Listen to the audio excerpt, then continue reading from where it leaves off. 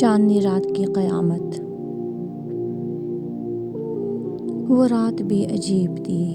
آسمان پر 14ویں کا چاند پورے جوبن پر تھا۔ میں قلعے کی شکستہ دیوار پر بیٹھا انسانی بستی کا نظارہ کر رہا تھا۔ ہوا کے ہلکے جھونکوں کے ساتھ سرسراتی روشنی زمین پر بکھر رہی تھی۔ میں انسانوں کے قریب آنے سے ہمیشہ بچتا تھا، مگر اس رات جیسے کوئی نادیدہ طاقت مجھے کھینچ کر بستی کی طرف لے جا رہی تھی۔ میرا دل ایک انجانی بے چینی سے بھر گیا تھا۔ میں آہستہ آہستہ محل نما حویلی کی طرف بڑھا۔ وہ حویلی صدیوں پرانی مگر اب بھی شاندار تھی۔ کھڑکیوں پر لٹکتے چراغ جل رہے تھے، اور پھر اچانک میں نے اسے دیکھا۔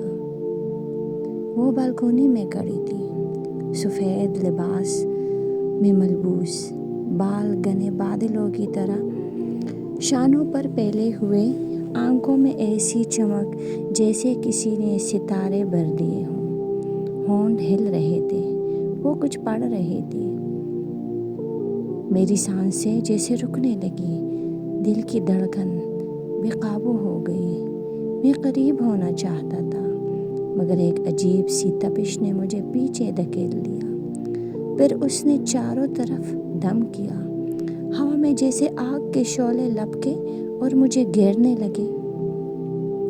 میں خوفزدہ ہو کر پیچھے ہٹ گیا، یقیناً اپنے بچاؤ کے لیے کچھ پڑھ رہی تھی۔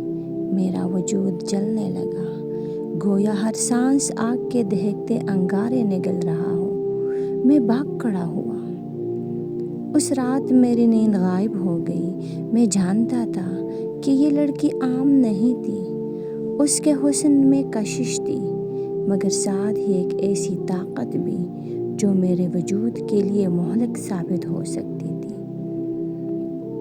ہم جنات کو بچپن ہی سے سمجھایا جاتا ہے کہ انسان کے قریب نہ جاؤ، خصوصاً ایسی آدم ذات کے جو عبادت گزار ہو یا جسے آسمانی طاقتوں کا سہارا حاصل ہو، مگر کشش ایسی تھی کہ میں خود کو روک نہیں سکا۔ چند دن بعد میں پھر اسی حویلی کے قریب جا نکلا۔ اس بار وہ صحن میں بیٹھی چراغ کے سامنے کتاب پڑھ رہی تھی۔ قریب ایک ضعیف عورت تسبیح پڑھ رہی تھی۔ بوڑھی عورت نے اسے ڈانٹتے ہوئے کہا، نور بیٹی، تجھے سمجھاتی ہوں کہ رات کے اس پہر باہر نہ آیا کر۔ ان لمحوں میں نہ جانے کون سی بلا زمین پر اترتی ہے۔ دریا رک جاتے ہیں، پرندے خاموش ہو جاتے ہیں، مگر تو میری بات کبھی نہیں مانتی۔ نور نے مسکرا کر کہا، اماں، یہ سب وہم ہے۔ اللہ کے سوا ہمیں کوئی نقصان نہیں پہنچا سکتا۔ میں نے یہ سنا اور میری روح کانپ گئی۔ حق پر تھی اور میں باطل کی طرف کھڑا تھا۔ اس رات کے بعد میں نے فیصلہ کیا کہ اس آدمزاد کے قریب جانا میرے لیے ہلاکت کے سوا کچھ نہیں۔